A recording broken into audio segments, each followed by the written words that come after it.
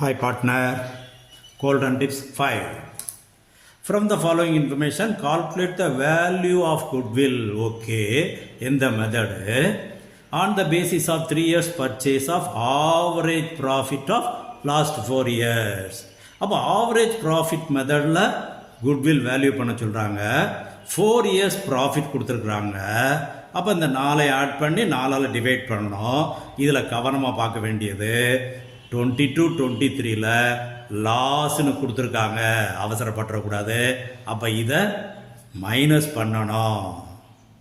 அப்போ 4 ஃபிகரையும் ஆட் பண்ணும்போது என்னாவது பாரு, 8 13, இந்த 3 போயிடுது.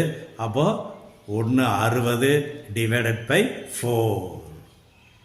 அப்போ 40,000 இன்ட்டு 3. அப்போ பாரு, valuation of goodwill 4 years add பண்ணியிருக்கோம். 40,000 average profit, goodwill average profit into number of purchasing year 3ஆல் மல்டிப்ளை பண்ணால் 1,20,000. இது சொல்யூஷன் காட்ட சொன்னால் முழுமையாக நீ ஃபார்முலா எழுதி கணக்கு செய்யணும்.